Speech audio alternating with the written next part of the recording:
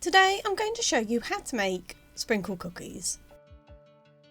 You will need 300 grams of plain flour, 150 grams of butter, cubed and at room temperature, 150 grams of caster sugar, 80 grams of sprinkles, 1 egg, 1 teaspoon of baking powder and a teaspoon of vanilla extract. To your flour add your sugar and your baking powder and give it a mix. Then add your butter. And with the tips of your fingertips, you want to mix the butter into the flour until it resembles breadcrumbs. And then you want to add most of the sprinkles, just keep a few to one side, which we're going to decorate the top with. Give this a mix until they're well distributed. Then add your egg and your vanilla extract and mix in and then bring together as a dough.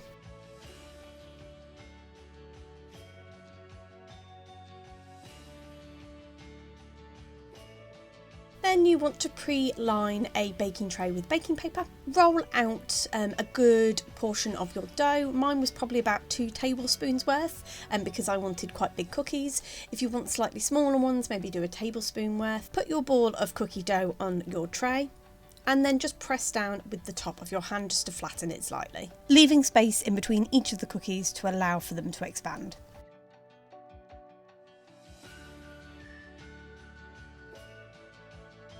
And then using the remainder of the sprinkles, just sprinkle some on top of the cookie, just pushing them in to keep them in place. And then pop in a preheated oven at gas mark 5, 190 degrees centigrade or 170 fan assisted for 12 to 16 minutes or until the tops have started to golden.